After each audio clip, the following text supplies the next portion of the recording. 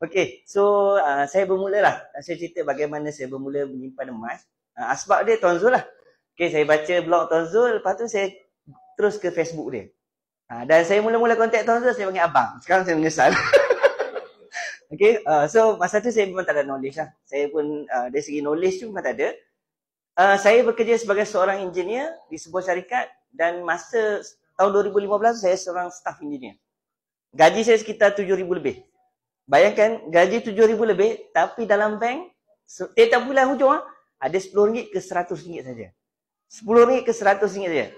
Dan hutang saya kredit kad mencecah RM100,000 sebab saya ada 5 kredit kad.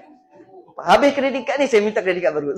Sebab kita ada kebolehan masa tu dia tak ada limitation. Saya tak tahu macam mana saya dapat kredit kad yang banyak. RSB lah, Maybank lah, CIMB lah, macam-macam kredit kad saya ada. So saya memang sangat takut dan masa tu saya pakai sebuah kereta Camry pun bulan-bulan 1,600 Camry dan sebuah rumah banglo lebih kurang sebulan dalam lebih kurang dalam 2,000 lebih. So saya sangat takut. Saya takut apa? Kalau anything happen dekat saya ni, apa jadi dengan family saya? Apa jadi dengan anak-anak saya? Sebab dalam bank tak ada. Kita ni balik rumah, orang tanya kerja apa? Staff engineer. Wow, hebat kan? Tapi one day saya terpaksa minta hutang ke mak saya. Mak mentua saya. Saya fikir apa? Mak mentua saya ni pencen. Saya seorang staff engineer. Tapi kenapa saya minta hutang dekat dia? Saya fikir macam tu. Dan saya fikir macam mana saya nak ubah hidup saya? Saya nak menyimpan. Saya tak boleh nak menyimpan. Saya bukan tak cuba macam tu Azlan lah. Beg kuning lah, beg biru lah sekarang. Okay. Macam-macam tabung haji ada. Bulan-bulan hujung tahun ada 1,200 dalam tabung haji. Tapi kita fikir, duit kan? Otak kita dengan duit ni. Dan saya performa dekat kilang memang best staff. Dan saya pernah dapat, kita panggil retention bonus hampir 30,000. Bonus saya sampai 6 bulan pun ada. Saya memang saya mewah, tapi saya takut. Saya takut apa? Saya takut anything happen dekat saya, anak-anak saya ni apa jadi? Wife saya apa jadi? Bukan nak kena lelong kan? Betul tak? So, at the end saya ternampak blog Tuan Zul, saya ternampak Facebook Tuan Zul, saya ternampak buku Zero Hutang masa tu. Dan saya baca buku Zero Hutang tu. Saya tertarik. Dan saya tertarik dengan posting Tuan Zul, saya mulakan simpanan emas. Masa tu 28 hari bulan Julai 2015. Sebab apa 28 Julai? Sebab saya dapat gaji setiap 28 bulan. Saya dapat gaji saja, saya tak fikir habis lah. Sebab saya Tuan Zul kata, simpan dahulu, belajar kemudian. Saya terus asingkan 10% daripada gaji saya, masuk dalam gap. 750 bersamaan dengan 5 gram lebih. Sekarang 750 bukan 5 gram, dibalik nak beli 5 gram tak dapat lah. Okay. So apa saya buat? Saya beli 750 5 gram lebih. Saya pun bagi tahu Tuan Zul lah. Tuan Zul kata email dekat Brand Sawit lah. Saya pun follow lah, saya pun tak tahu. Saya simpan hujung bulan 8 tu hujung kan. Duit tetap ada RM10 dengan RM100 lebih kurang tu lah, saya tak ingat. RM100 ke RM10 ke RM100. Tak RM50 macam tu. Tetapi beza dia, saya ada 5 gram.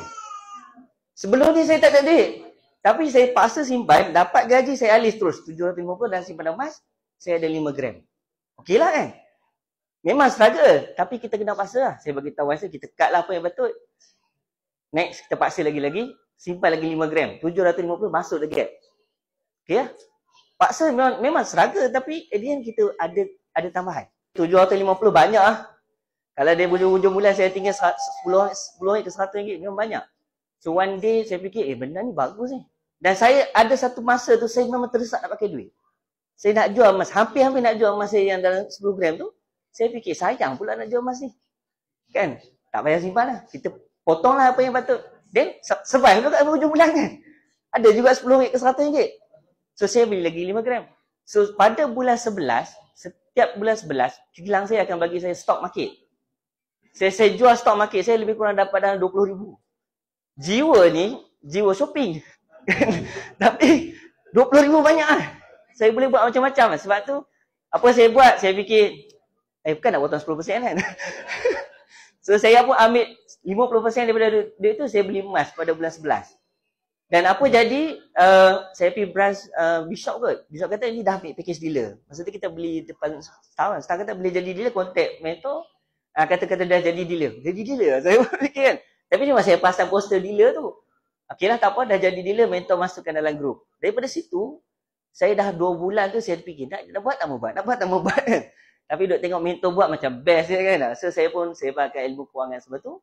Sejak itulah saya jadi dealer aktif. Dan ada masa saya tenggelam juga kan. Alhamdulillah sampai sekarang saya kekal aktif lah. Okey, asbab daripada tu, saya dah mula konsisten simpan emas dan hasil tabungan emas saya tu, saya dah cecah 3 bulan, 6 bulan dan sampai 12 bulan. Gram emas yang sama sampai sekarang, beza dia gram emas yang sama bernilai lebih 12 bulan gaji saya sekarang ni. Sebab apa? Sebab apa? Kenaikan harga emas lebih tinggi daripada kenaikan gaji saya setiap tahun. Kan setiap tahun kenaikan gaji setiap emas kan 10% average. Gaji saya 5%, 4%, 5% kan. So kenaikan harga emas tu lebih tinggi daripada gaji saya. So amount 12 bulan tu dah melebihi 12 bulan gaji saya. Tapi gram emas yang sama. Tapi saya tak kacau tu, biarlah kat dia kan. So one day mungkin lebih lagi. So tak apa, kita biar je tu. So bila saya simpan, saya pecahkan tabungan emas saya. Ini untuk settle credit card. Saya capai je 30,000, 15,000, saya jual, saya settle sikit-sikit. Lama-lama credit card pun settle dah. Tapi saya terpaksa endorse dengan AKPK juga situ. Sebab apa? Sebab kita nak block semua hutang kita. Sebab kita ni ada nafsu. Nafsu berhutang ni. Boleh sikit kita nak buat. Kita blockkan dia dan kita settle semua hutang. Dan credit card saya sebut settle. Dan saya ada tabungan lebih. Kebetulan mak saya, dia nak pakai duit. Dan dia nak jual tanah. Tanah tu lebih kurang dalam 40,000. Dia kata nak tak beli. Saya kira-kira emas, oh beli-beli.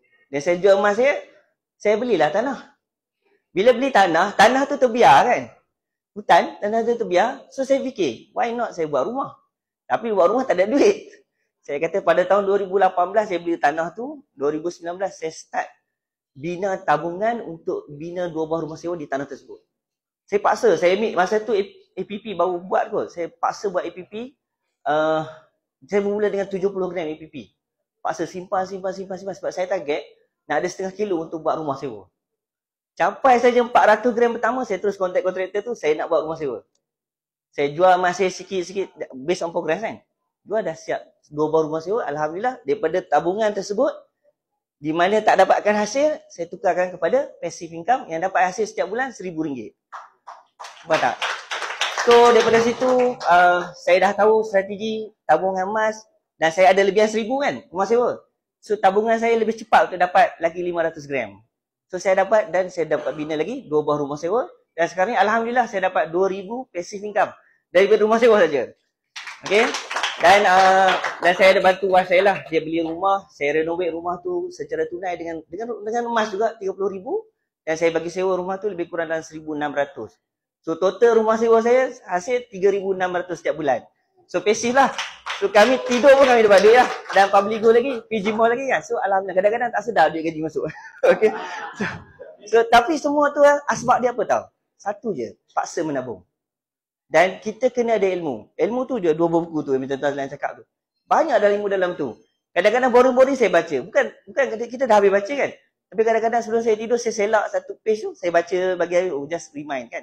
Kadang-kadang manusia ni cepat lupa. So asas kekayaan memang menabung. Asas kekayaan bukan dalam pelaburan. Kesilapan kita nak cari pelaburan mana yang terbaik untuk kita dapat kaya. Tak. Kita kena menabung, insyaAllah dia akan dapat. Sebab tu Aziz Jalil kata apa? Nak jadi penyimpan emas senang je. Nak jadi penyimpan emas ni jadi senang je. Ada duit dan kena bersabar. Konsisten. 3 benda ni kan. Dia cakap dalam MSI baru ni.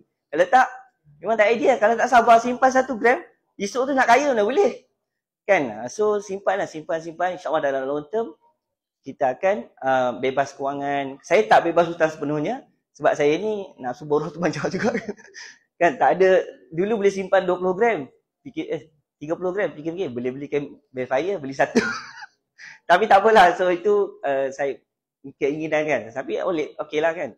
Tapi insyaAllah saya memang plan nak bersara awal. Target dalam umur 40 ke 45 macam tu lah. Doakan saya. Okay? Bersama dengan Tuan Azlan dan Tuan SJ. Okay, sebanyak lagi impian saya nak tercapai. InsyaAllah tahun ni kami akan ke Switzerland.